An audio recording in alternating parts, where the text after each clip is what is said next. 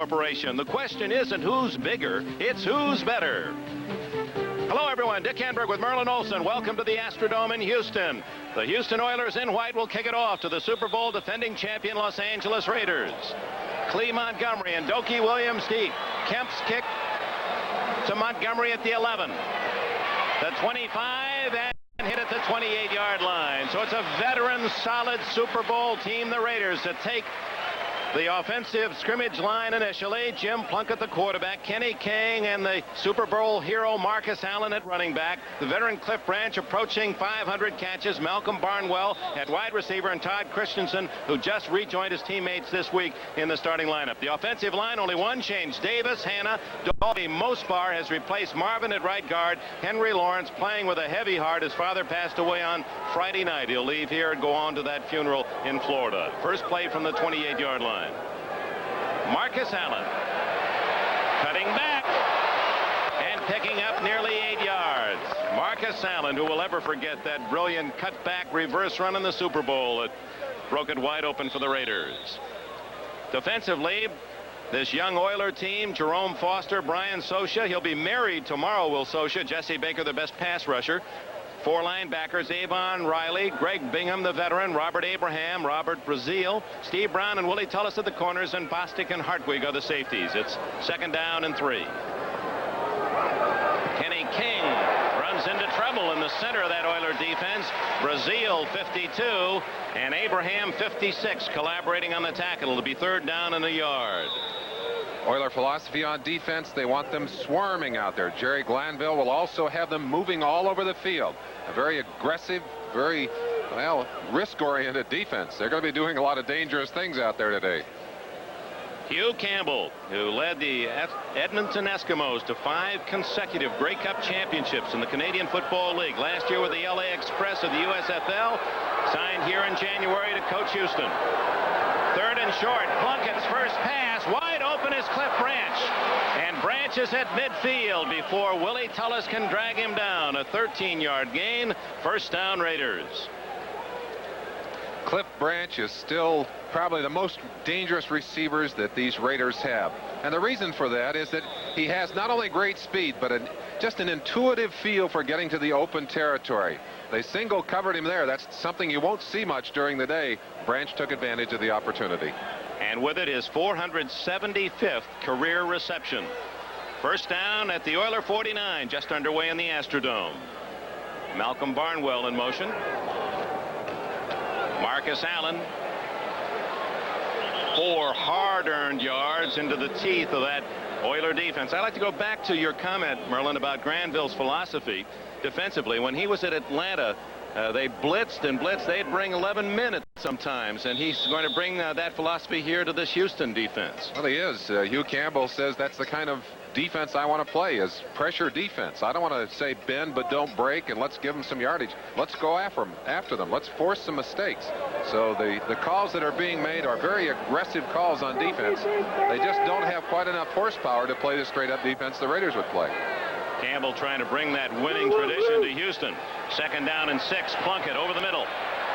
Brilliant catch in traffic. It appeared to be Branch again. Yes, there's 21. Branch with those amazing skills. A great leaper, blazing speed, and still at age 36 has such quick feet.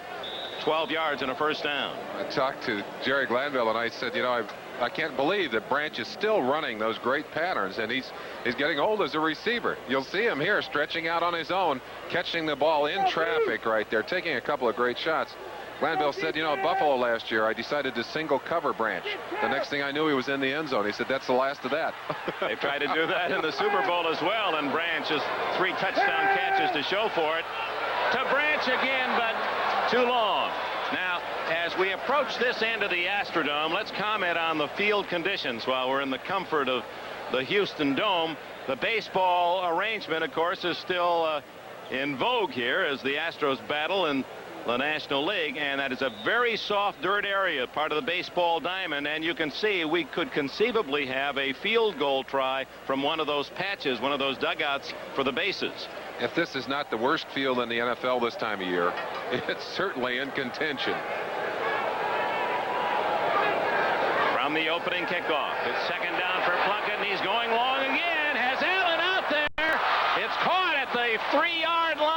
flag is down. It's against the Raiders, so they'll call it back. A 30-yard throw to Marcus Allen on that deep swing, but holding Raiders.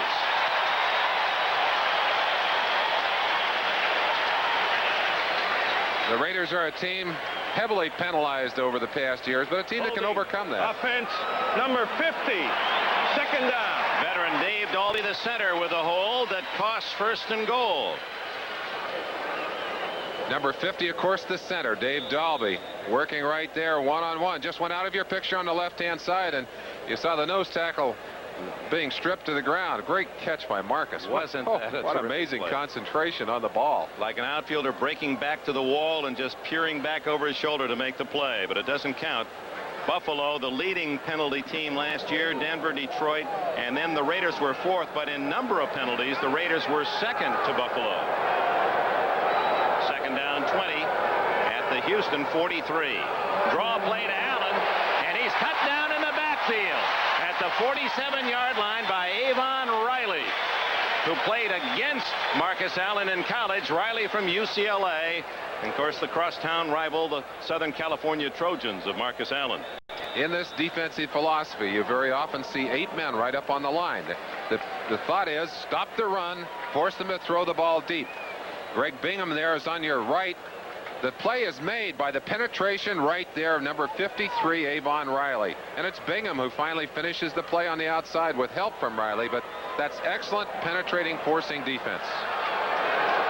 From the 48-yard line, third down and 25. Plunkett doing a great job to extricate, going long for Kenny King. Good job by Plunkett to get away from the rush, and the Oiler defense gets a hand. A well-deserved hand, although they certainly benefited from the holding call on Dave Dalby. Plunkett angry at himself. The receiver was open, and he did not get the ball to him. But that's a good start for this Houston team. The defense moving up, 10 men on the line of scrimmage with Carl Roaches back at the 11-yard line. Raymond Guy, 42.8 average last year. His career average, 42.9. If you can go into the Hall of Fame for your punting ability, Guy will be there. Aiming for the corner, and he's caught it outside the 10, still marking at the 17-yard line, so that'll disappoint Ray Guy. Guy brought an extra shoe, or actually didn't bring it, had to call and have them send an extra shoe in case he has to kick off one of those dirt areas. He said, when I got out here, I realized if I had to kick there, I'd have to have a different shoe on my non-kicking foot. So they called Federal Express and said, get it out here in a hurry. You hear the fans here saying, Moon, Warren Moon, the new quarterback for the Oilers. Earl Campbell. Chris Dressel is the H-back. He'll be that tight end in motion. Jamie Williams, the other tight end. Steve Bryant and Mike Holston, the speed outside. Moon's first snap in the National Football League. Why not give it to that man, Earl Campbell, and he plows for about 3. The offensive line for the Houston Oilers. And a little push and shove there. Tom Flores, coach of the Raiders, said yesterday, I really like what Houston's doing right here. They're all young. They're big, strong. They're all number 1 or number 2 draft picks. Salem, Munchak, Bruce Matthews has moved to center.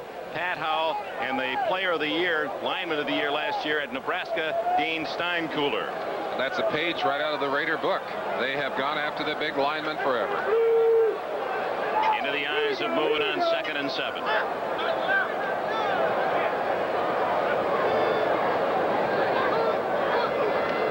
Moon's first throw.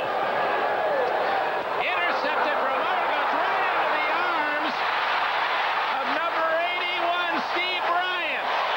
Oh my! Lester Hayes thought he had 6 points the other way. It went out of Hayes' hands and took a Houston bounce to Bryant. Dick, early in every game, you'll have big plays, you'll have turnovers, you'll have mistakes. So far, the Oilers have benefited from several of those, and right here, this is a touchdown. Lester Hayes has a touchdown. The ball in and out of his hands, and right into the hands of Bryant. That is a remarkable turnaround. Warren Moon breathing a sigh of relief, but they has to lift the spirits of these Oilers players. 28-yard play when it could have been a touchdown the other way for the Raiders. First down at the Houston 48. Big Earl Campbell to the 46-yard line. And Campbell, Tyler Rose from the University of Texas, the #1 player picked back in the '78 draft. And going into this year, in 6 seasons, Campbell with 8,296 yards. That's 9th best all time. And last year, while the Oilers were suffering through a 2-14 year, nevertheless, here was Campbell getting his yards, over 1,300, a well-kept secret. Second down, 4.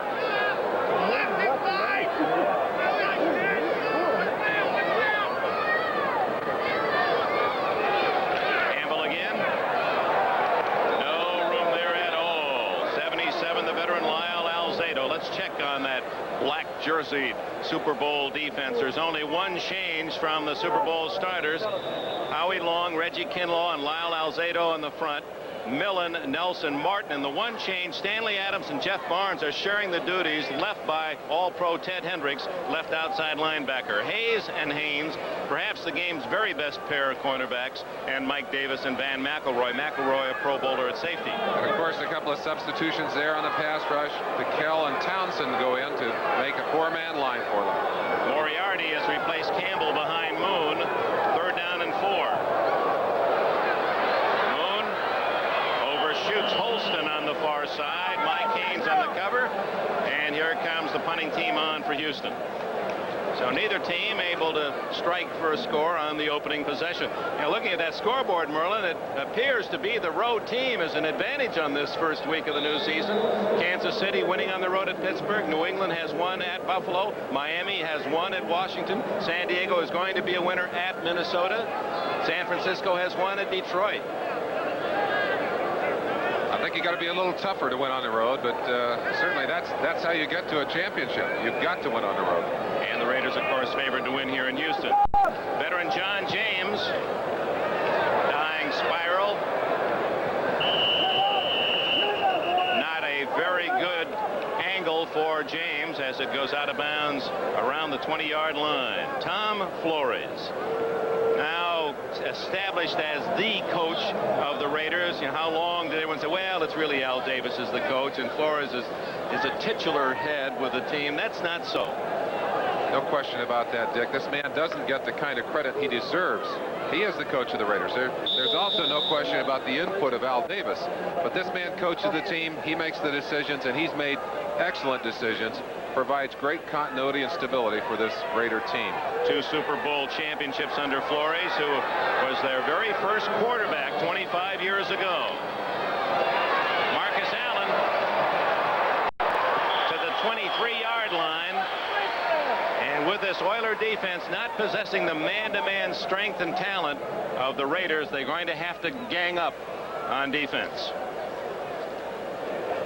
We talk about a swarming defense. This man, number 54, Greg Bingham, in 10 of the last 11 years, the leading tackler here for the Houston team. And look how many players they have out there. 1, 2, 3, 4, 5. I mean, that is excellent defense, and that's the kind of thing they're going to have to do this year to play good defense. Allen, a gain of 3, make it 4, 2nd and 6. Allen again, close to a first down at the 29-yard line. Again, drawing a crowd. 52, Robert Brazile from Jackson State, where he was a teammate of Walter Payton, the great Bears runner. Carter Hartwig also in on the tackle. Third down, less than a yard. Dick, these black-shirted Raiders make no secret of their offensive philosophy. They put their big people up front. They go right after you one-on-one, and they try and run in behind that strong line with the excellent running of a Marcus Allen, a Kenny King, or a Frank Hawkins. Hawkins and Allen are back, and it's Allen. First down at the Raider 31-yard line. Brazile down at the bottom of that pile, and the Raiders with 5 minutes and 38 seconds remaining in the first quarter have another 4 downs. Miami has defeated the Redskins 35-17. Big win at Washington. San Diego, a final, wallops Minnesota 42-13. Dan Fouts, a big day. 49ers in the final seconds, a field goal to win at Detroit. The Giants have won 28-27 against the Eagles. We'll give you the rest in a moment. Big comeback by the Eagles. That was very one-sided at one time. Going long for Branch. He was well covered. Willie Tullis 20, Carter Hartwig 36. Tullis thought he had a shot at the intercept. He did have an excellent shot at that ball, but the Raider philosophy is very simple.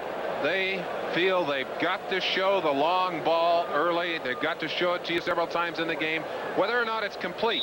And what they're trying to do is stretch the field laterally.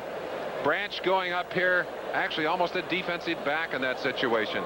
Knew he wasn't going to get it, just made sure that Hartwig didn't get it. Jim Plunkett, pass situation on 2nd and 10. He's 2 for 5 in this first quarter. Marcus Allen.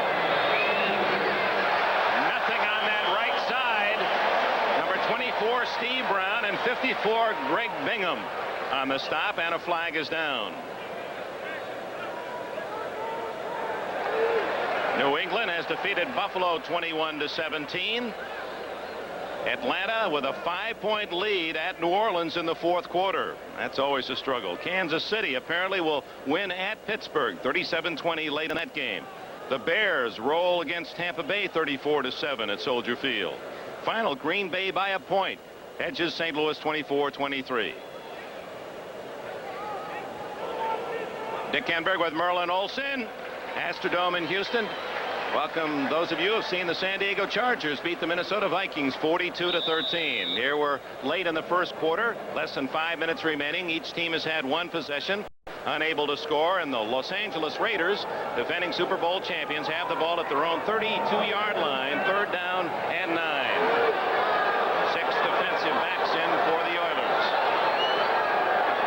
Frank Hawkins, Marcus Allen behind Jim Plunkett. Outside, over the head of Branch. He was covered man-to-man by Willie Tullis, and the Raiders will have to punt. Raiders did an excellent job of picking up the blitz, but Plunkett finally spotting an open man, getting it out there. Unfortunately, a little too high to catch. Tullis did a good job of being in the way of that pass, forcing it to be thrown a little high. Plunkett unhappy with himself. Raymond Guy comes in to punt.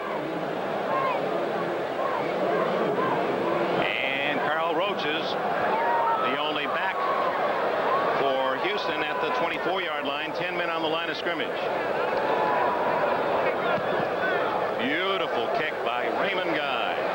Roach is a fair catch at the 15-yard line. Racing downfield was Otis McKinney to cover for the Raiders. Hugh Campbell, 43 years of age, Washington State Cougar, graduated in '62. He was a 4th-round pick of the 49ers, elected to play in Canada, was a top receiver there, had 60 touchdown catches, coached at Whitworth, Washington, the NAIA, then the Edmonton Eskimos, where he won 81 games and lost only 22. He is a laid-back, quiet but strong leader. He has a quiet intensity that's really rather remarkable. From the 15, Earl Campbell. 9 yards for the 233-pound fullback. Campbell, a question mark going into last week's last preseason game, had not been able to play because of problems after some postseason arthroscopic surgery. Came back last week, played well, and appears to be continuing on into this ball game. Rushing 4 times for 18 yards so far in the ball game. Look at that average in 6 years. That's the best in NFL history for average. 2nd and 1. And Campbell straight ahead for the 1st down. Dick, there's not much mystery on who's going to carry the ball if they're going to run it. The one-back system. No score late in the first quarter in Houston. Let's go. All right, Bob Costas. Well, the holdouts of Slusher. It's been a story every NFL season for quite a few. Moon going long. Incomplete to the rookie Eric Mullins. A 6th-round draft choice out of Stanford. He has tremendous speed. 4.39 in the 40. And it's an interesting story, Mullins. He was a Houston high school athlete. We'll give you the rest of that after we see him try to beat the veteran Lester Hayes. Yes, they've decided they're going to test Lester a little bit deep with the speed of Mullins there. And you see him one-on-one. Lester allowed to reach out like that as long as he does not contact the receiver prior to the ball being touched. You see the kind of running ability he has. Moon has to hurry the play. 10 seconds on the 30-second clock. 6 seconds. 2nd and 10 from the 26. 2 seconds. They just got it off, and it's Larry Moriarty, second year back from Notre Dame, with a short yard carry. Back to Mullins. Remember back, let's see, in 80 when the Pittsburgh Steelers beat the Oilers in a very tough loss for the AFC Championship. They had 70,000 fans here in the Dome to welcome the Oilers back. The Love You Blue celebration and defeat. Mullins was a high school senior at the time. And he said, I was here. I was one of the 70,000. I went to Stanford, wants to be a doctor, already accepted at Baylor Medical School. He said, what luck. In the 6th round, I get picked by my team. And here he is. He's made this Houston Oiler club. Go good, go good. Shotgun on 3rd and 9. Over the middle, Moriarty, 40, 50, and a first down at the 47 of the Raiders.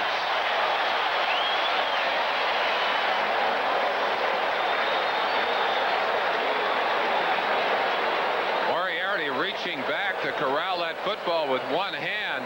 He's covered one-on-one by Van McElroy.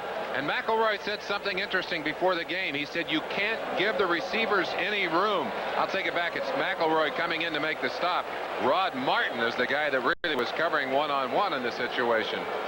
Moon is getting lots of traffic there. In fact, on his way to the ground, had to hear the crowd to know the pass had been completed.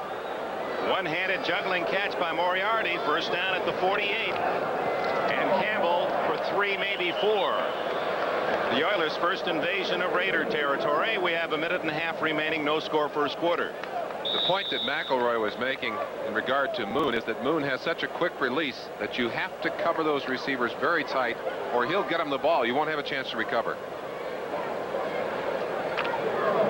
Well, the Oilers are hoping that Earl Campbell won't be the Houston offense, that Warren Moon's running ability and his strong arm will give them a more diversified and effective attack.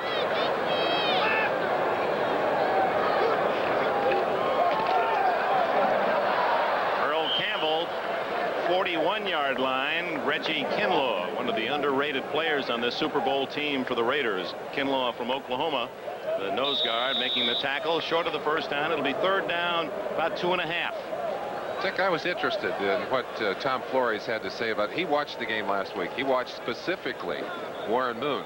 And, you know, he was talking about the fire in Moon's eyes, the fact that he was in control and he wasn't bothered by the pressure, and talk about quick release. It was amazing how many things, how many judgments he'd made just by looking at the game last night. There he is, a former Washington star. 3rd and 3. Oh, knocked down by 93. Greg Townsend, who, counting the Super Bowl statistics, was the leading sack man for the Raiders last year. He finished with 15, 10.5 regular season and 4.5 in the playoffs. Well, along with Townsend, number 71, Piquel there in your picture. But let's watch Townsend. Comes in at that outside position in the pass rush. Howie Long moves inside. You see him going up using his hands. One of the reasons I think this team is physically stronger is because of the fact that players like Townsend have another year of experience under their belts. John James, speaking of experience, this is his 13th year, now 35 years of age. Greg Pruitt, another wily veteran, back at the 10. And Pruitt with a fair catch, 12-yard line. 30-yard kick, but the Raiders with their 3rd possession will start deep in their own end. Dick, as we had a chance to visit with the Raider players yesterday, it was interesting how nervous Al Davis was. Said he was really worried. One of the reasons that he was concerned is that Marcus Allen had a shoulder injury preseason, only had 17 snaps in preseason. And Allen himself worried about his conditioning, whether he was ready. And I think the big worry for both Flores and Al Davis, would the Raiders come into this game with a kind of a down attitude? Would this be a kind of game you would have a hard seriously. Well, no score yet. 15 seconds left in the quarter. And Marcus Allen cut down at the 16-yard line. A gain of 4. Greg Bingham made the tackle, and then Brazil was there just in case. And the Oiler defense on the field, and Warren Moon chatting with his coaches on the sidelines as the gun sounds, and that is the end of the first quarter. A very fast first 15 minutes here in the Astrodome, and no score. Warren Moon will be called a rookie. Is called a rookie. Certainly not a rookie in terms of play.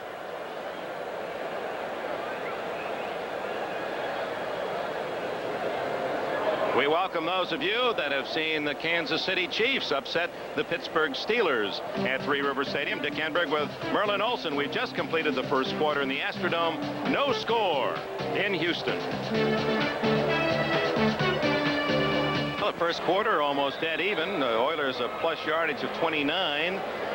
Each team owning the football about an equal amount. Marcus Allen has gained 23 yards for the Raiders, 27 yards rushing for Earl Campbell. No score. We open the second quarter, and Plunkett to throw. Marcus Allen. Oh, a couple of beautiful moves, and he's tripped up shy of the 25-yard line. That'll be a first down for the Raiders. High up in the press box here in the Astrodome, one of the owners, executive, managing general partner of the Raiders, Al Davis. He's watched this team grow. He joined them 3 years into their life. It all started back in 1960. He became a part of the picture in 63. Became their head coach in 63. His quarterback in that team, Tom Flores. That's interesting. United again here. First down from the 24. Plunkett, Christensen, unable to hang on as he took quite a jolt from Robert Abraham, North Carolina State linebacker in his second season. No score in Houston. Let's check elsewhere. And Dan Marino, of course, with 5 touchdown throws in the Miami win at Washington. Plunkett, 2nd and 10. Draw to Allen. 30, 35, and a first down at the 38-yard line for Marcus Allen. 13 yards for number 32, Allen. So many times we've commented he's close to O.J. Simpson. Wears the same number. They have the same kind of running style. The thing that's remarkable about Marcus Allen is the fluidity. Look how easy it is for him to shift those gears. Feels the opening, sees them. Great vision. Great running backs have great vision, and then they can take advantage of what they see. Marcus does it and makes it look almost effortless. Allen, who's taking out his frustrations in the offseason on the piano. He's back to the keyboard. Pretty music there out to the 45-yard line, a gain of about 7 more. Said when I was a youngster in San Diego, 8, 9 years old, I took piano lessons for a couple of years, and I thought I was a sissy. You know, I wanted to be an athlete. Now he says that I've got things together. I've bought myself a grand piano, and I'm going to learn how to play. Coming off the field, one of the things he was concerned with, and I mentioned a few moments ago, his conditioning. Only had 17 snaps during the preseason, and it's rather humid inside the Astrodome. Maybe having a little fatigue problem. That'll be close to a first down as Frank Hawkins in for Marcus Allen. That a Reno graduate. And Hawkins last year a major contributor to this offense. 526 yards he gained rushing, 4.8 average, and 6 touchdowns. Well, there they are. Hawkins very quietly in support. That's the depth of this Raider club. And they just perhaps go down. When you go to the 49th man, you have a solid player that could be a starter somewhere else. One of the interesting things that I picked up in a conversation with Al Davis, he said, you know, I like to keep some strength in the wings. He said, we don't always have our best players on the field. What we try to do is put our best team on the field. 3rd down and inches. And in comes rookie Andy Parker, number 81, a second tight end for Tom Flores. This short yardage does not mean necessarily they're going to stay on the ground. Derek Jensen also comes in, and Marcus Allen returns to the lineup. Raiders employing 3 tight ends in this situation, and Marcus back in there. Obviously, Derek Jensen will be at the wing. They'll have a tight end on the line on either side, and the wing will be number 31, Jensen. Hawkins and Marcus Allen behind Plunkett. Near midfield, no score, 12:22 remaining, second quarter. Hawkins. What a charge, and then Hawkins on a second effort appeared to get the first down. But the Houston Oilers, Greg Bingham and Avon Riley, met him right in the hole, and in fact getting up slowly is Bingham. Bingham right at the bottom of that stack. Jerry Glanville, the defensive coordinator, talks about swarming defense, gang tackling, and look how quickly Hawkins draws a crowd. Bingham getting bent over backwards and literally being hammered by all those teammates. Great second effort, as you mentioned, on that play by Hawkins. Oh, look at it. He crunched his face, but I'll tell you, he's tough enough. You have to tie him down to keep him off the field. Bingham now in his 12th year. Played his college ball at Purdue, a native of Chicago. He owns some coin-operated car washes down here in Houston. They're going to have to put in some nickels for him and clean him up. Marcus Allen, a show of blood as well. It's a hard-hitting opener.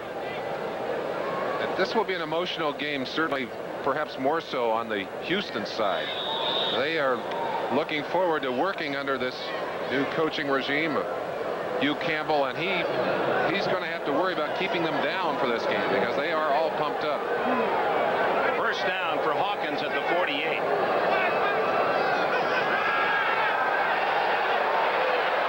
Going long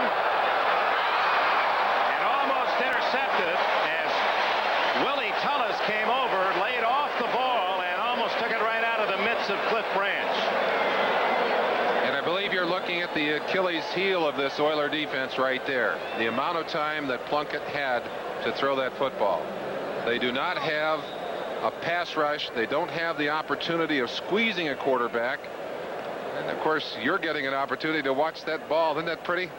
Nice spiral thrown by Plunkett. Unfortunately, a little earlier, and Branch might have had a chance to get it ahead of the defender. Good defensive job of batting the ball away. 2nd and 10. Greg Pruitt with a flag down, and Pruitt is hammered by Bingham and Brown, and the flag back around Plunkett's feet, so we suspect it is holding against the Raiders. So Bingham, look at him, boy, he's got the bridge of his nose cut. I wonder if he put his arm around that referee if the penalty were on Houston. I don't know. They're getting the options now from the official, but of course, that's the second time that the Raiders have been flagged for holding. Earlier, it cost them a chance to be down on the inside the 5-yard line when Marcus caught a pass in the game. 73, second down. Penalty against 73 Charlie Hanna, the left guard. He and his brother John both now occupying starting positions at left guard. Of course, Hog Hanna, John over at the New England Patriots. Marcus Allen, apparently his cut up on the forehead. Like they're working on him like they'd work on a fighter's eye, Dick. Ball marked back to the 38-yard line.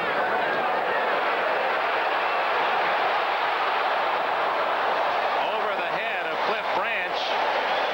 He was well covered by Steve Brown, the left corner from Oregon. Plunkett doing an excellent job of avoiding blitzing linebackers and linemen charging through.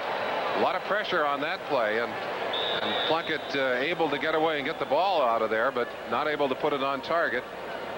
Steve Brown, number 24, doing a good job on coverage. Now these Oiler corners, well, we'll look at them as they line up. It will remind you of a couple of other corners, at least in the way they press these receivers right up tight, working man-to-man. Third down. Long.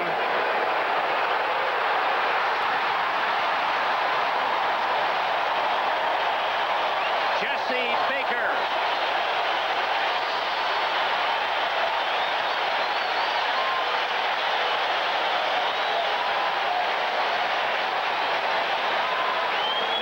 Who had only 31 sacks all last year, and they love it when it happens. It's like a rare rare jewel for them to come up with one of these. Pressure right here has to be an encouraging sign for Jerry Glanville and this whole Oiler defense.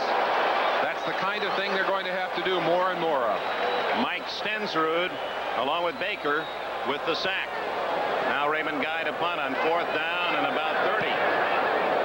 He hammers a beauty. Carl Roach is at the other end, back to the 22.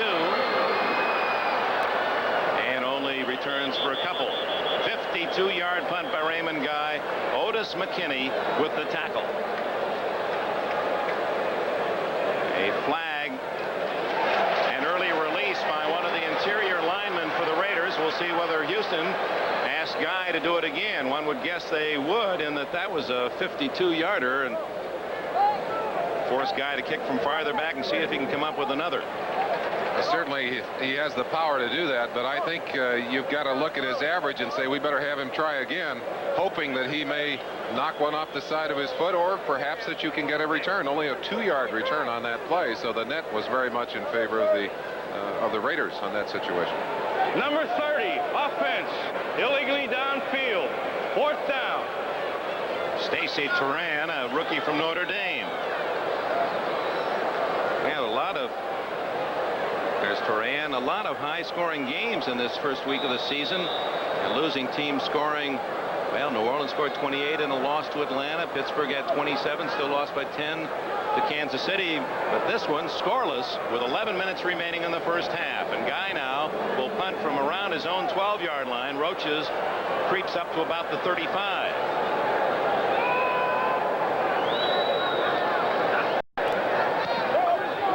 It's a beauty. And goes out of bounds at the 21-yard line. What a kick by Guy. And we've got a wrestling match back at the 40-yard line.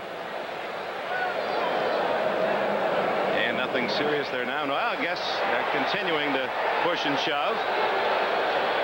Well, Guy, after a 52-yard kick, all he did after a 5-yard penalty was nail 157. So the Oilers get it in the same place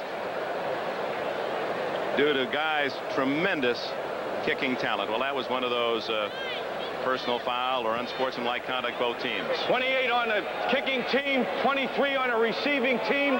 They offset, unnecessary roughness. Third ball. Jeff Donaldson engaged for the Oilers, and Otis McKinney for the Raiders. 10 minutes and 49 seconds remaining in the first half here in the Astrodome, where the Raiders and the Oilers are scoreless. Wed Merlin Olsen, Dick Enberg, we're back at the Astrodome in Houston. The closest we have come to a score. Lester Hayes had a short touchdown on an interception, had the ball bobble through his fingertips, and it actually went for a completed pass for the Oilers. But Warren Moon, as he looks at Matt Millen, tough against the run, and two great cornerbacks staring at Moon in his debut in the National Football League. Rolling as he did in Canada, and finding the open man, Steve Bryant, number 81, and a first down at the Houston 38. So Moon is 3 for 5. 63 yards now for Moon. Part of the strength of this great Raider defense in those two men right there, Lester Hayes, Mike Haynes, both with great one-on-one, man-to-man, hand-in-hand kind of coverage. But Warren Moon here beating that coverage with a fine throw. As you see him zipping the ball in, Bryant had cut back, and that's man-to-man on Hayes there that they made the completion. Tim Smith in motion. Campbell cutting back to the 36-yard line. Now the Oilers will have second down when we return, but right now two bouncing in the Hoosier Dome in Indianapolis. Second down and 7. Moriarty, and he's close to a first down, and a flag goes down.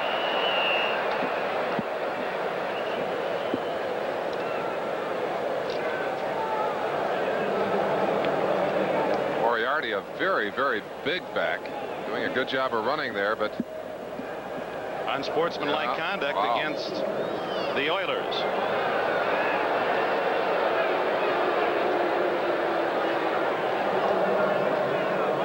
Yeah, there shouldn't be much is it debate. the Oilers? Yes, it is. They're giving the options to the Raider captains here. Rod Martin, 53, the Raider captain, making the choice. Illegal block, number 83, offense, second down. Tim Smith, who caught 83 passes, more than any other wide receiver in the National Football League last year, but is not a starter this year. He's playing at that H-back, and he was the culprit. Can't see it in this picture. I believe it was back behind the play that could well have been that he was pushing in the back on that play, or going down low on a linebacker. Again, the NFL has made it mandatory that you don't chop those outside people down low on their legs. Less than 10 minutes remaining in the half here in Houston. Still no score. Howie Long chasing Moon and almost intercepted. Two black jerseys over there. Jeff Barnes, 56, and making a dive, 23, Otis McKinney. Howie Long, one of the quickest of the defensive linemen on this team, and you saw the quickness of Warren Moon on that play as he got to the outside. He'd like a little more room on this field, wouldn't he, Dick? Well, he was used to that luxury of added yards. Well, there's his home field the last 6 years up in Edmonton. You can see the width of the field, considerably more room there. 11 plus yards, and even in the end zone 15 more yards. We'll talk more about that later, but you look at that square footage. Yeah, only over 4,000 more square feet in which to operate in the Canadian League. 110 yards longer. Moon with flags down, showing his strength to get away from initial contact. Well, was Alzado in there first to force him up in the cup, where Bill Piquel, 71, registered the sack. We'd mentioned the size of that field. Oops, it's against the Raiders. Well, that's interesting. Here's a little history for us, Dick. We were up there during the strike 2 years ago. You see how he rolls to the left? By now he'd almost be out of bounds. Throws the ball. There's still all that room. The width of the field, and everyone has commented on, well, will Moon be able to adjust to the shorter distances, the width of the field? And it was interesting yesterday. Both he and Hugh Campbell said that's not the problem. It's when you get inside the 20 that's been the most difficult. Well, the end zone, because that field does get smaller and smaller and smaller, and that has been difficult for Warren Moon and the Oilers to adjust to. 3rd down and 12. Incomplete intended for Steve Bryant over the middle. He had more time than he had figured after stepping up. I got to think that he's just maybe a little bit too tight. You know, he tried to, he said, look, I'm going to just approach this like a regular game, but with all of the hoopla and all the preparation and all of the, laying awake at night and thinking about this game, and you see the emotion there. He's an emotional young man on the field, very quiet off the field. Got to believe that maybe there's a little bit too much adrenaline pumping through his body right now. Now the Raiders are going to get it. Pruitt back at the 30. James' kick is short. Pruitt at the 34. And back to the 39-yard line. Pruitt, who set a National Football League record last year for most yards in punt returns. He's still alive and kicking and contributing to this Super Bowl team. Timeout, 9:28 left, first half.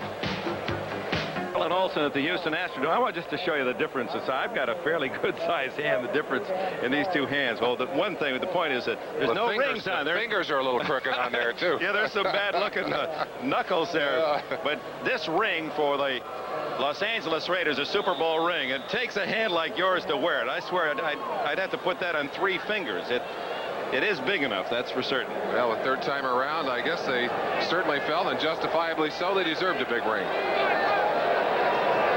With the ball, no score. Second quarter, Plunkett going to run at 40, and he steps out of bounds near midfield.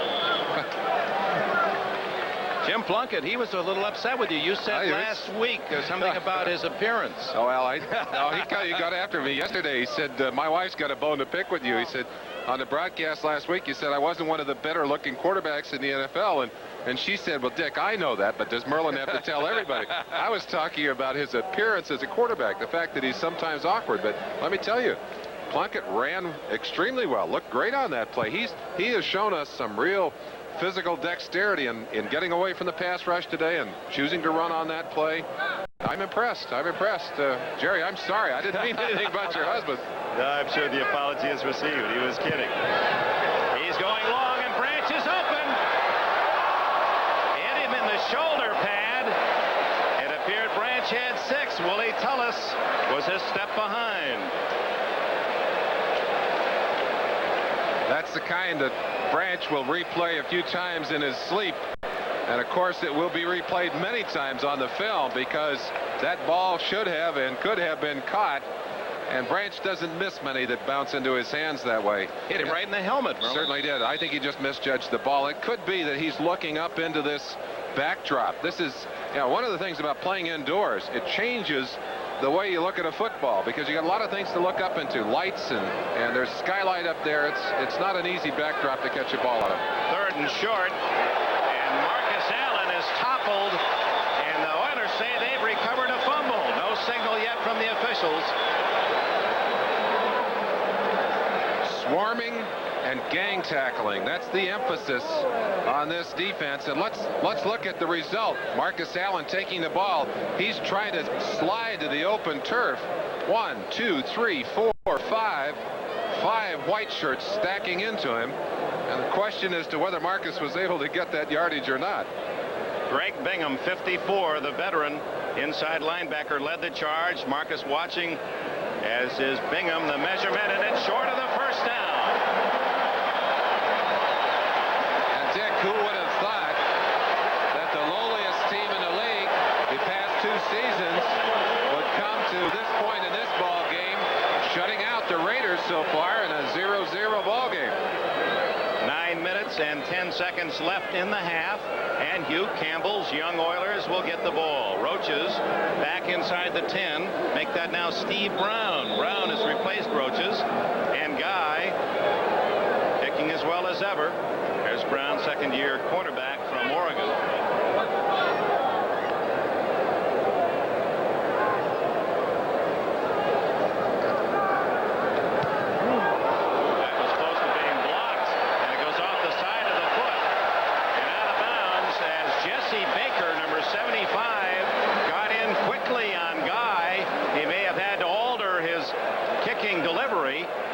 Are going to come up with good field position. Well, how do you nullify the great weapons of the Raiders? You get some pressure on them. You try and take them out of their rhythm. But I think Guy was worried about the dirt, too. He was looking down at that field. Had an impact on his kick there. Only 20 yards on the punt. Back in the Astrodome. Baseball alignment, the sellout, around 46,000 fans. Some of them have now used their tickets on a rainy Sunday afternoon on this Labor Day weekend. But Warren Moon trying to brighten things up for the Oilers. No score. 8:50 remaining in the first half. First down at the 31 after the 20-yard punt by Guy, and that play gets off rather poorly.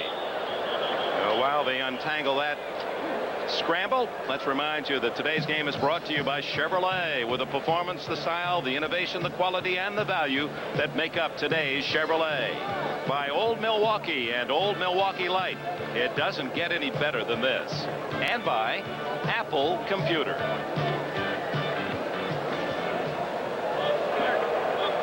Number 74. First down. 5 yards marked off against the Oilers. First and 15 back at the 26. Call it against the center, Bruce Matthews. Matthews must have twitched with that ball, started to move it. Of course, illegal for the center to do that. Illegal for any of those offensive men to lift up after they're down in position. One back offense. That's Bryant in motion. Campbell behind Moon. Draw play, and Campbell runs into 2 black jerseys. 56 Barnes and 75 Long, and a flag is down. Not much to applaud about if you're an Oiler fan on that play, and on top of it, you got a penalty. Now here with the loss to Campbell, I'm sure Matt Millen and Rod Martin will take the play. Illegal formation, offense, penalty is declined, second down. I think Campbell has to be concerned at this point that you don't want to have those mistakes, but he certainly has got to be pleased so far with the score in this ball game, and basically certainly happy with his defense. Not as happy with the offensive performance, in particular of Moon. Moon a little bit shaky here in the early going. Second down and 21.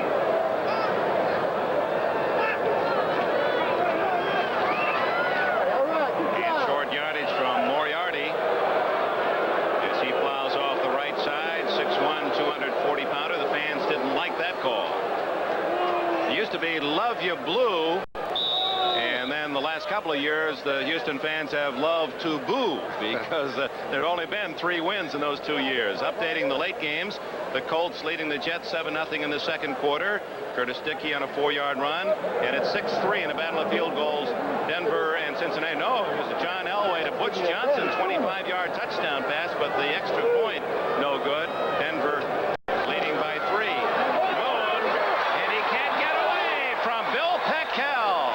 260-pounder from Rutgers, and despite Moon's elusiveness, Peckel was quick enough to stay with the quarterback. Peckel coming from the inside in his defensive tackle position. You'll see him on a stunt all the way around the backside. Moon doing a Tarkington reverse roll, but it actually took Peckel to the outside. Now watch Peckel coming all the way around the other 2 defensive linemen at the outside, and he's actually knocked out into Moon. I think his momentum would have carried him by Moon, but he was pushed by the tackle, and that carried him right out into the path of the quarterback. So minus 14 yards on the sack, and now James is going to have to punt from about his own goal line with Pruitt standing at midfield. It's a beautiful kick. Pruitt all the way back to his 36-yard line. 40. Now he's got some blockers, and down he goes at the 42. Moriarty made the tackle for Houston, and John James roots out a 52-yarder from his own goal line. He's not known as a boomer. He got it in the air on that one. With 7:26 remaining in the first half, still no score under the dome. Play here against Houston. Plunkett to Todd Christensen. He's to the 45-yard line of Houston and a first down. Jesse Baker trailing the play, helped out Bingham on the tackle. Todd Christensen, of course, just reporting back last Saturday, actually the day before the game.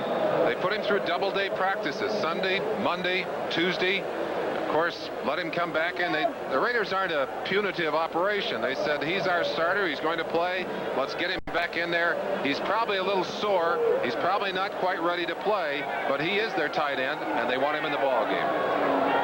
First down at the Houston 45 for Plunkett. Tipped in the air and almost caught by Christensen. A heady defensive effort by 36 Carter Hartwig, almost like a basketball player deflecting a pass as it was about to flop right into the arms of Christensen. Fans watching on the television, or perhaps here, might say, well, that obviously was an interference call. Hartwig had bumped into Christensen before the ball arrived. But when the ball is batted, there are no interference calls downfield. And that was a good opportunity to see that rule in action as Todd Christensen indeed had a chance to catch that ball, but Hartwig did a good job of batting it away. Not a good first half for Plunkett, only 4 of 13. Second down and 10. Wide open is Branch, but he slips at the 30-yard line. He had found an opening. Robert Brazil saying, "Can I help you up, sir?" One of the interesting things about the Raiders, they don't worry nearly as much about those averages as a lot of teams do. Their concern is for one thing, getting points, getting the ball into the end zone. Something else that you saw in that play in regards to their passing game. The Raiders do not try and throw the ball just as the backs cut. They feel there are a lot of bad things that can happen. Back can fall down, the whole thing. They wait until the back is out of the cut. In that case, it didn't help. He fell down anyway.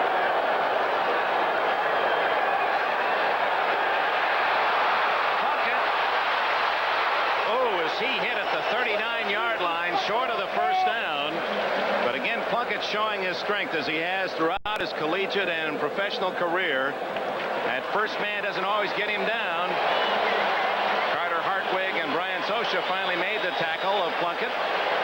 We better get Jimmy to practice his safe slide. He's a little late going to the ground on this one. I'm sure he knew where the first down was, trying to get it. Probably should go down a little quicker as he gets pinchered in there between the two defenders and took a couple of good shots. 4th down and 3, and Ray Guy will try to aim one toward the corner.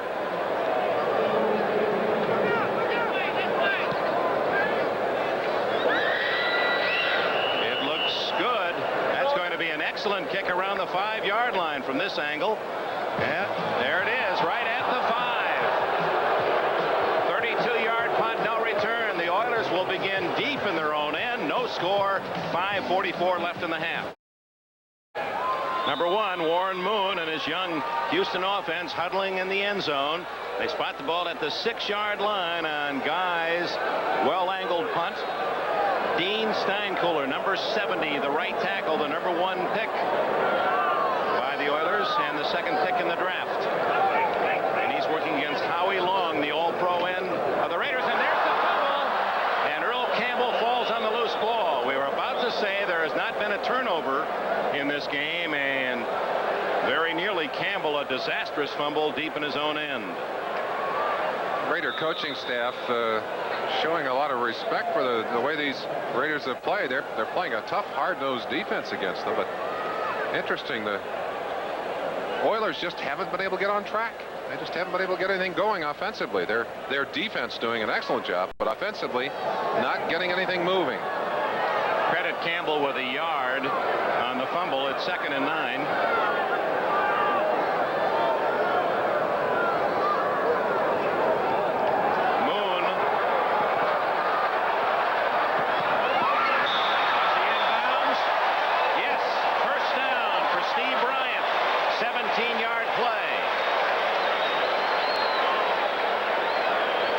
Kind of thing that Warren Moon fans from Canada, from Washington, will remember about Moon. He is a very active quarterback. He throws extremely well on the run, and this is the toughest throw to make, running against his strength, running to the left and throwing with your right arm. Look how he has to get back and get it across, and yet that's an absolutely perfect pass and an excellent catch. Bryant, a third-year man from Purdue, has his 3rd catch of this game. First down, and Lyle Alzado is in the backfield embracing Moon, and we'll see whether he was drawn offside. He says, yep, somebody moved. I've seen too much of that in my years, I know. Harvey Salem, number 73, is the offensive tackle across from Alzado, and I think if I saw Alzado lining up on the other side and growling and panicking, I might be a little eager to get back and try to block him on my own. Let's take a quick look at it. Chance, no, this is the other side. This is Steinkuhler and Howie Long, but that's a pretty good stop there. And there's Alzado coming all the way across. Ball start, offensive left tackle, first down. So the left tackle, Harvey Salem, on Alzado, moved prematurely. This is the other side of the line. Steinkuhler, there was the move. They actually called it, I think, maybe on Steinkuhler on the other side, and was that move perhaps that initiated it? At least they may have seen that to get him started anyway. There's the young man from Nebraska, 6'3" and 273 pounds. First down, 15. That's Tim Smith in motion. Moon to Campbell, and Campbell coming back this way to the 20-yard line. Well, they don't throw much to Earl Campbell.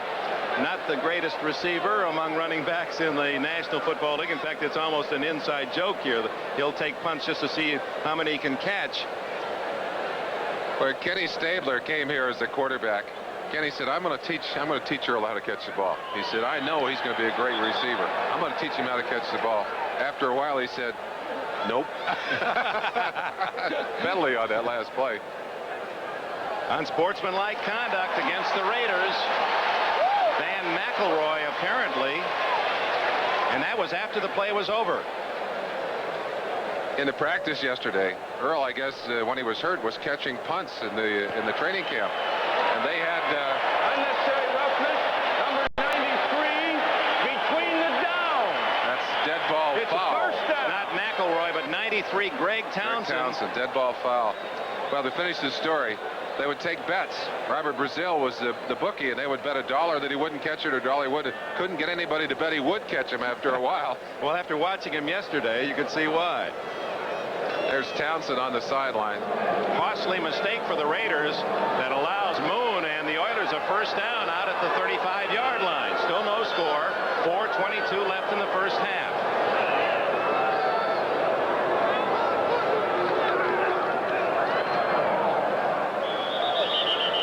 Just a couple of yards for Campbell, and we have another skirmish down at the 45-yard line between Mike Holston, 84, and one of the Raider defensive backs, Hayes. Lester Hayes. Looks like Holston is trying to get up off the ground, and Lester Hayes, I believe, is going to be ticketed for a foul here. Looks like Holston was trying to get off the ground, and Lester wouldn't let him up. One of the reasons that Holston started this game is because he is a much more physical player than Tim Smith. And that might be the result of the little physical activity going on between those two. Well, back-to-back 15-yard penalties. The personal fouls. Unnecessary roughness, number 37. First down. Well, the Raiders in their black jerseys and silver helmets, they've had the reputation through the years of being very physical, and sometimes it's costly. First down at the Raider 47-yard line. 60 yards in penalties for Los Angeles in this first half. Now, Moon has his team in L.A. territory at the 47.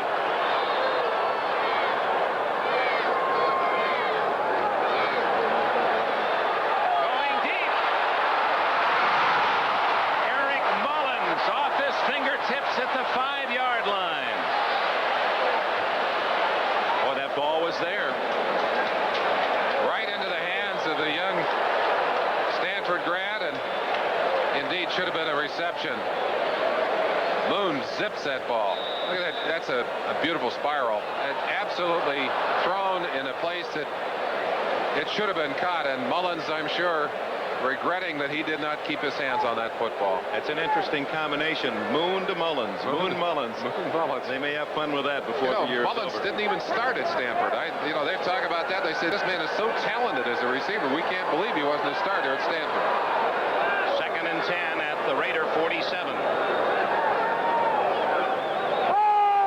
Quickie to the tight end, and it's Chris Dressel out of bounds with his first catch, a 7-yard play.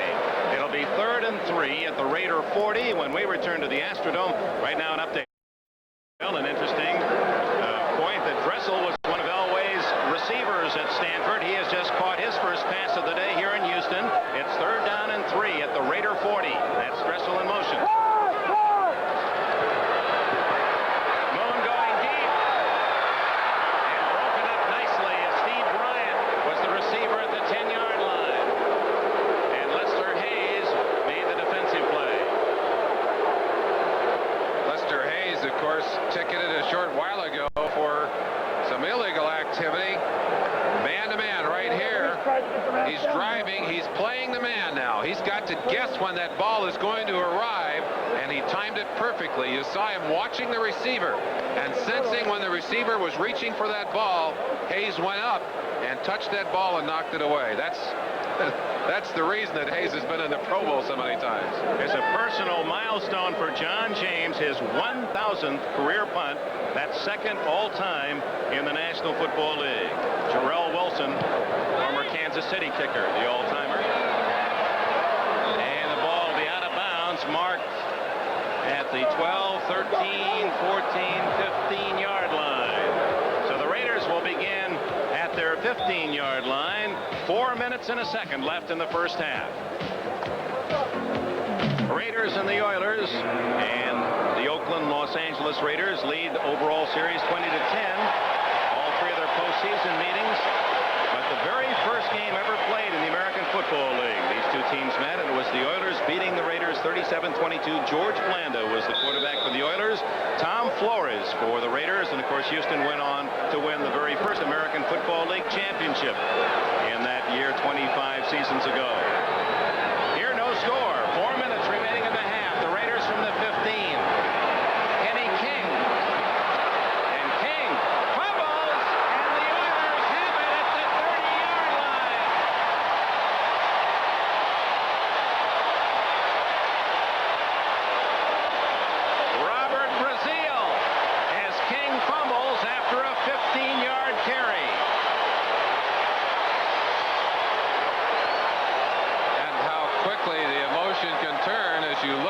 statistics on fumbles from 1983, and indeed, when these Raiders were beaten during the season, it very often came as a result of their own miscues, interceptions and fumbles. And it looked like Kenny King was going to shift this Raider offense into high gear with a very fine run.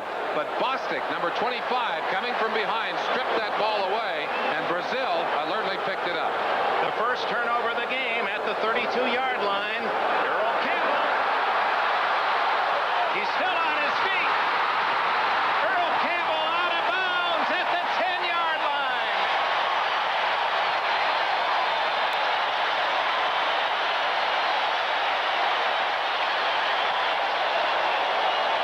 "22 yards for Campbell. All-time average yards per game. Jim Brown, the only man in history to average over 100 yards every time he played, but Campbell is second all-time and considerably ahead of Peyton, Dorsett, Simpson, and all the other great runners. And Campbell showing he still has outside speed.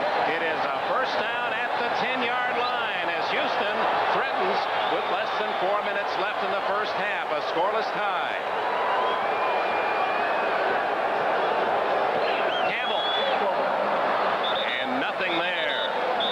In fact, pilfered the ball long, heading the other way, but after the whistle.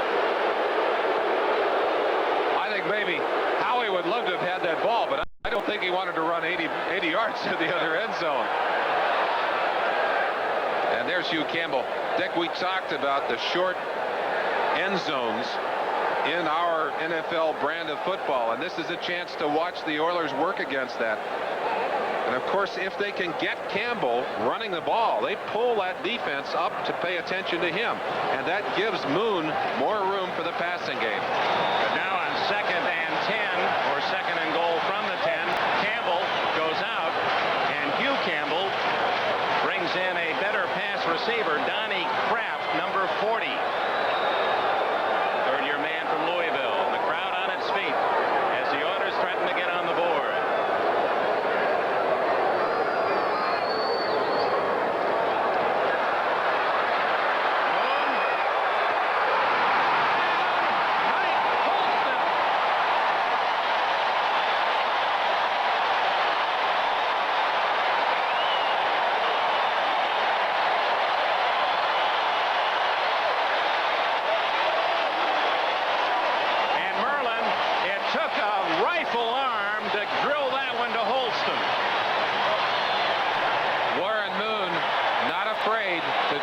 Those defensive backs, and even though they were sitting right on top, Van McElroy 26 right on top of Holston, and 51 Bob Nelson there too. You'll see it here, coming inside, and Moon rolling away from the rush, and he just shot that ball in between those two defenders. That's a great play. The extra point by Florian Kemp is good. The Houston Oilers, after a fumble recovery, we've got another pushing match as the Raiders and Oilers have been dancing throughout this half. Sean Jones, 99, being pushed away, a rookie from Northeastern, by his teammates. But after the fumble recovery at the 32, Moon gets the score on a 10-yard rifle shot to Holston, who is shaken up in the end zone. The Oilers lead the Raiders 7-0 late in the first half. So Hugh Campbell has his first touchdown as a coach in the National Football League, and the man he brought with him from Edmonton, Warren Moon, fired it to Holston, 10 yards, and the Oilers lead 7-0. Lee Montgomery and Dokie Williams are deep for the Raiders. Here's Kemp's kick toward Montgomery at the 6, the 20, and a flag down as Montgomery is tackled at the 30-yard line after a 24-yard return, and we would guess that the Raiders will be pushed back with another infraction. And there's Warren Moon, a happy quarterback on the sidelines. Let's go back to Coach Hugh Campbell as he observed Moon's touchdown throw. Campbell's first NFL touchdown for his team under his control, and look at that. You see almost a great sigh of relief from the man. On the return, number 56 on the receiving team. Illegal block.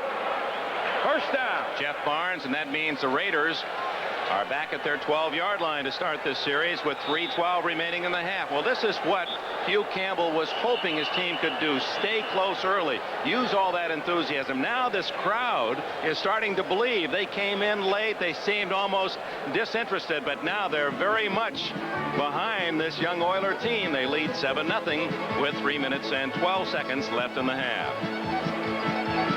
Watch number 26 on the left side of your screen. McElroy. Number 71 is Piquel. He's putting the pressure on Moon. Moon rolls to his left. Now you'll see the receiver, Mike Holston, coming in right here with McElroy right behind him. Watch the shot. That's Matt Millen. That's 270 pounds. You saw a picture a moment ago of Holston on the sideline, and he really took a shot, but he hung onto the ball, and that's the critical thing. A remarkable throw by Moon, and perhaps even a better effort on the reception. Plunkett from deep in his own end to Marcus Allen, and he's down at the 15-yard line, a gain of only 3. Robert Brazil, who recovered the fumble that set up the Houston touchdown, made the tackle.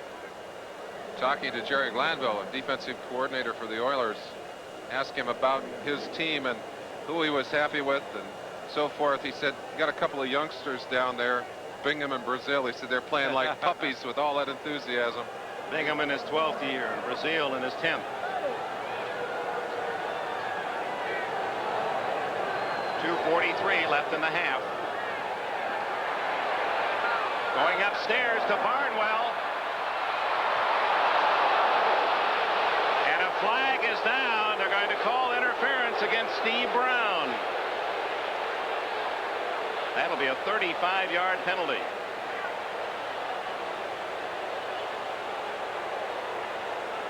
I'm sure the Raiders saying it's about time we got one call in our favor. Certainly most of the breaks and most of the calls have gone against them here in the early going. There was a bump before the ball arrived, and Brown called for interference at midfield. Defense, number 20, first down. Well, it couldn't have been 20. 24 was the only white jersey in the picture. Well, they tell us on the other side, and it is the call here by this official who apparently saw it just before. We saw him reach for his hanky a little earlier. Of course, he can't throw it till the play is finished. There it is. Well, Brown, you can see why Steve Brown was upset. It was really a close call, but the Raiders will take it at the 46 of Houston with 2:41 left in the half. Allen likes to throw, and he's going long.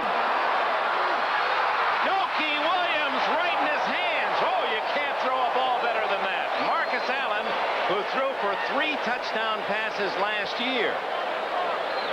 What a pass. Now, Matt, we've seen Marcus throw the ball. Most running backs at this point are going to turn off and run with the ball. But Marcus rifles that ball about 55, 60 yards in the air, and Doki, who's a great sprinter, gets it in his hands in the end zone. I don't think he believed Marcus could throw that far. Well, Allen was a high school quarterback in San Diego, and last year he threw 7 times, completed 4, and 3 of those were for touchdowns. Certainly should have been 1 for 1 in a TD here. It remains 7-0 Houston. Plunkett to Christensen at the 35-30, and Todd Christensen out of bounds at the 22-yard line. First down for the Raiders. It's a very important series for the Raiders. We look at the numbers that really established Todd Christensen as such a major factor in the successes of the Raider team last year. 92 yards. You see him pointing a finger back at Plunkett, who did indeed drop that right on target here. But Christensen apparently coming in excellent shape, right at his playing weight of 231, and quickly becoming a factor in this game. Leading receiver in the NFL with those 92 catches last year. That was his second today. First down, Plunkett going for the tying score. Christensen. He was covered by Greg Bingham. Talking to Raider coaches and to Al Davis earlier, they were concerned about whether this Raider team was ready to play, and I think, well, you get a feeling for them. They started slowly in this game. Intensity, emotion are 2 qualities that make such a difference in a ball game. The Raiders have not had it, but the events of the last few minutes may have stimulated them and got their hearts pumping and the adrenaline pumping a little bit. See Flores, he's concerned. Al Davis was the man who was worried about them. He said, hey, I'm not sure we're ready to play. Well, they're 7 down at this moment. Christensen and Bingham on the coverage, incomplete. So Plunkett now is only hitting on 1 out of 3 throws, 6 completions in 18 attempts for 74 yards, while Moon, a little better numbers, 7 for 13, and he has the only touchdown of the game. Plunkett throwing to Christensen, and one of the things you can't simulate working out for yourself, the timing of the quarterback and the relationship between the quarterback and the receiver. Christensen, you see, moaning a little bit there. Perhaps if he had spent his time in training camp, he might well have caught that one instead of missing it. Yeah, the ball was certainly catchable, and timeout called by the Raiders with 2:16 remaining in this first half. The Oilers lead 7-0 on Warren Moon's 10-yard touchdown throw to Mike Holston. You see the Jets have scored and have tied the game at Indianapolis at 7 just before the half. And the other late game, Denver leading Cincinnati 13-3. This telecast, presented by authority of the National Football League, is intended for the private use of our audience. Any rebroadcast or other use of this telecast without the express written consent of the Houston Oilers and the National Football League is prohibited. The Super Bowl champion Los Angeles Raiders opening on the road here in Houston. And it's been a struggle the first half for Jim Plunkett and Tom Flores, as they have been shut out with 2:16 left in the first half. And of course, at halftime, we'll bring you up to date on all the scores of week 1 in the NFL and some upsets. I'm going to check with Axe. I thought I heard a horse asking to renegotiate his contract the other day, Dick. Yeah, a couple buckets of oats and he was satisfied. They wanted a little more of that grass hay instead of that other stuff they were feeding him. Bring me some of them good things. Well, it is true that Gene Klein, the owner of the San Diego Chargers, when he sold his interest in the Chargers a month or so ago, said, well, the one thing now, I can still follow the Chargers, but my horses, and he has 200, 300 of them now, the thoroughbreds, he said they don't have agents. 3rd and 10, a big call for Plunkett. 6 defensive backs for the Oilers. For Christensen, almost intercepted. Christensen had to break it up as the coverage from Darrell Meadows from Toledo University. Extra defensive backs in on the long yardage situation. Plunkett deciding to take the option to his tight end. Todd is driving outside, but Meadows, anticipating the move, just waited for him to get out there, and they're lucky it was not, in fact, an interception and a safety. Well, that was good coverage by Meadows. Touchback. We saw him trail him. He was trailing Christensen all the way from the line of scrimmage after that initial contact. So Chris Barr will try a 40-yard field goal to get the Raiders on the board here in the half. And it is no good. Wide to the right.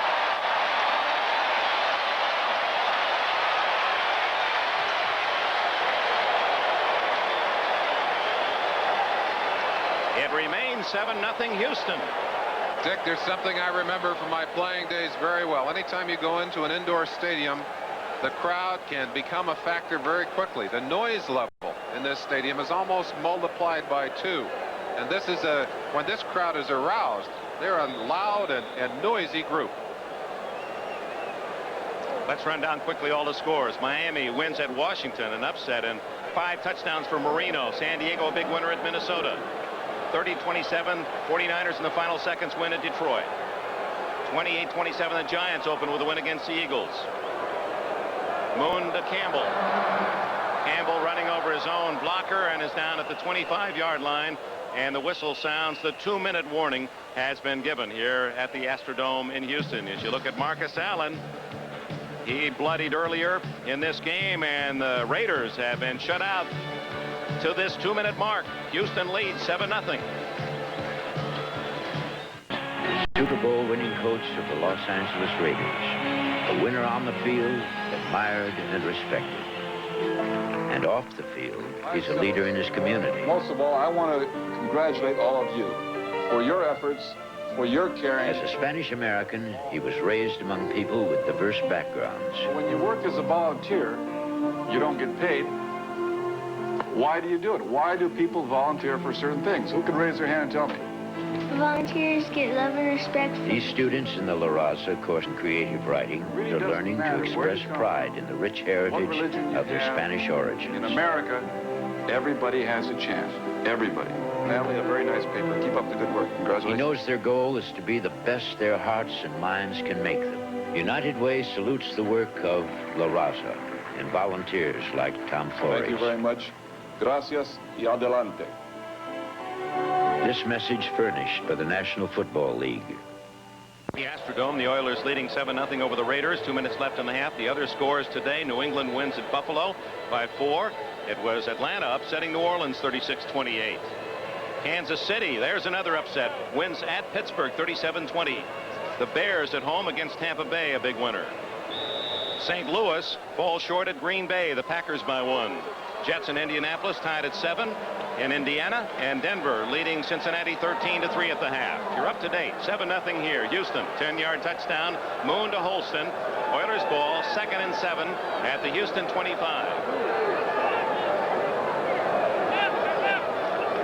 Moon on a draw. Moriarty, 4 yards short of the first down. Merlin, it was interesting yesterday that Hugh Campbell thought that his team this early in the season, and with all the coaching changes offensively, is even and maybe a little ahead of his schedule. Well, one of the reasons for that, he selected Kay Dalton, who'd actually been here at Houston, who allowed the continuity of the terminology. The biggest change for a coach coming in very often is being able to speak the same language with your players. Well, Campbell was able to come to agreement. In fact, he said Kay Dalton thinks like I do on offense, and he was thrilled then to keep the man here who had been in charge of the program, change some philosophy perhaps, but the thing they were able to keep in place was the terminology. And the reason for that makes it so easy is only Warren Moon and Hugh Campbell had to learn the new terminology. Everybody else could speak the language, and that probably saved him. Hugh said it saved us half a year in our transition. So a little tougher on the head coach and his #1 quarterback. But in terms of the total team effort, that was the obvious answer. Well, and the obvious thing we're seeing here, they're not afraid to go for it on every play. I mean, it's a go for it kind of offense, just as they are on defense. They know they don't have the kind of personnel the Raiders do. There's no question that they cannot match that way. They have to match with big plays. So far in this ball game, they're doing it.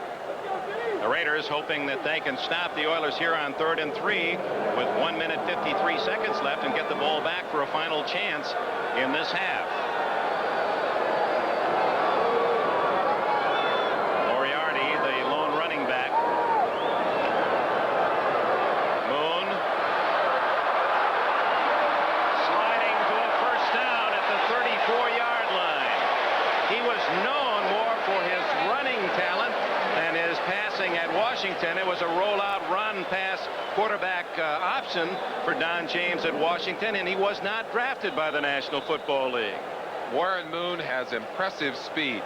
Two defensive players, one right there and a second right there, had a chance to make the tackle. Moon, well, that's the practice we told Jim Plunkett he better practice on, or the slide that we suggested Plunkett practice on. Excellently demonstrated by Moon there. Clock running, 1:11, 1:10, and Howie Long, whether drawn offside or not, we'll soon learn. They're shifting Howie Long and Alzado all over in that defensive line on the pass downs, trying to get a mismatch. Encroachment, number 75, defense. First out. Rather startling statistic, Merlin. The Raiders in their Super Bowl championship year last season, 16 games plus 3 playoffs, 19 games, were never shut out in the first half. And they've got a 0 up there with 1:10 remaining in this half. And they don't have the football. They're going to have to get it back if they want to put points on the board in this half.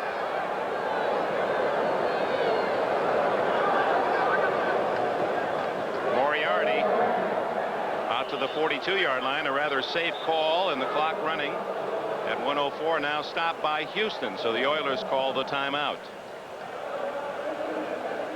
I almost have the feeling that the Oilers maybe have gone a little bit conservative in the last few seconds of this half. Comfortable perhaps with that 7 points they have on the board. I don't think that's going to be enough to win this game.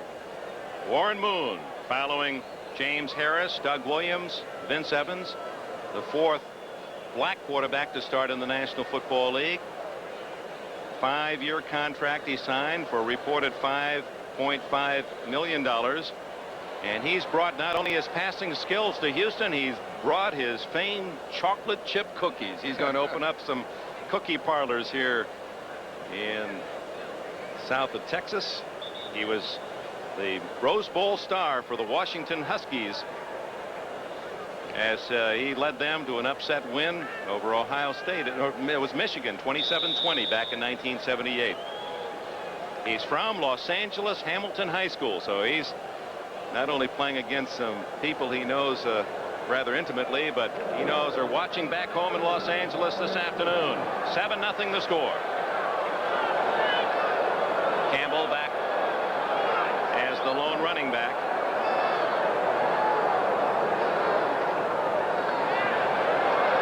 A short hop, that one. Dressel, the intended receiver. I wonder if Moon's arm was hit. That ball flopped short. I don't think so. I think he saw Otis McKinney, number 23, coming up quickly and wisely decided to pull that one down a little bit.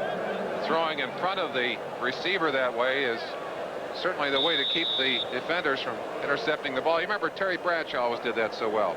If he had a receiver running with a defender behind him, the ball was thrown low. If the defender was between him and the receiver, the ball was thrown high. That's the same kind of thing here. 3rd down, a short 3. 1 minute exactly left in the half. Campbell ran into his own blocker, and he got the first down anyway, out to the 45-yard line, right up the back of his right guard, Pat Howell, number 66. That's a big, strong offensive line. They don't quite have their coordination yet. They're not quite all on the same page, and the timing a little bit off on that play. In fact, it looked awkward, but ended up in a first down.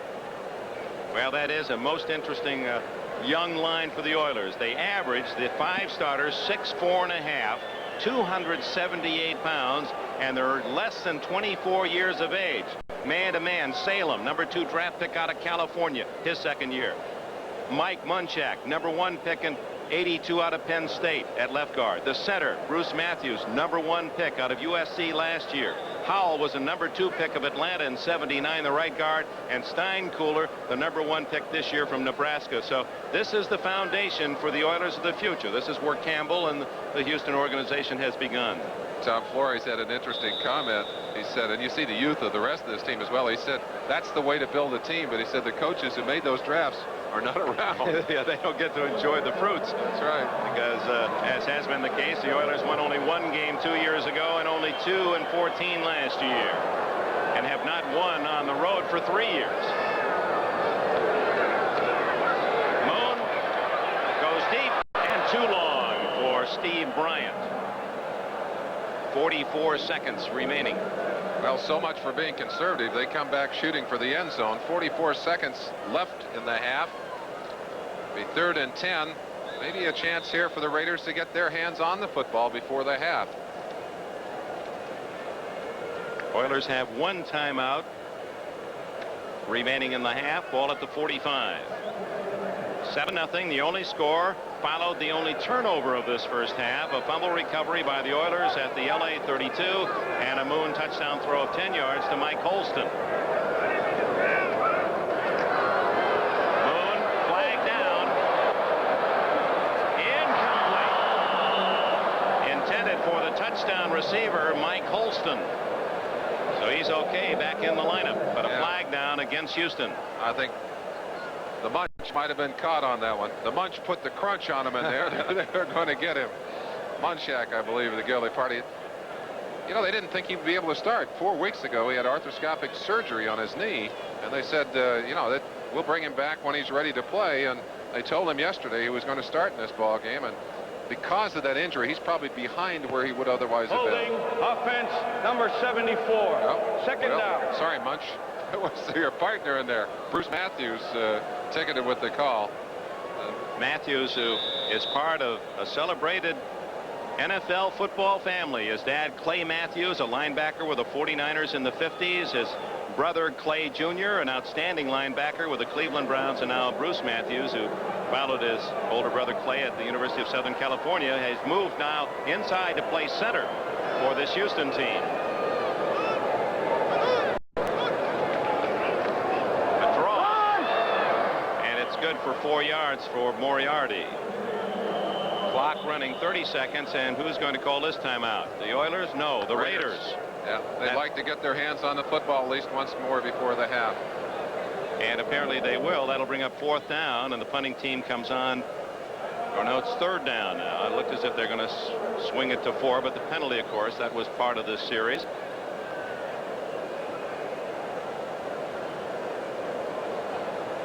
That's the last timeout for the Raiders. Houston has 1 remaining with 30 seconds. What do you think? The Oilers will stay on the ground, try to chew up some time? Well, I think they'll.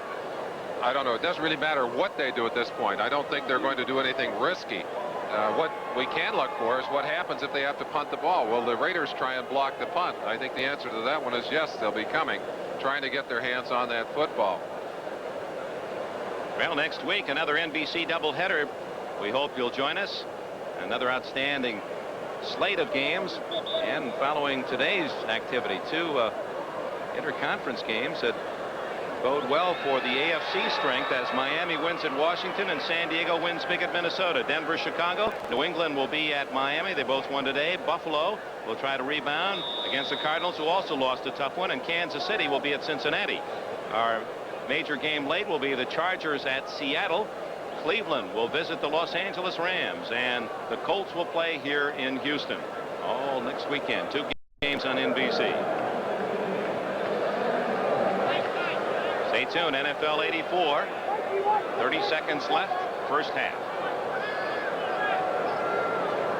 Well, they know that the Raiders are out of timeout, so Moon just kneels, and Alzado gets in a final left jab on Moriarty, and the crowd doesn't like it.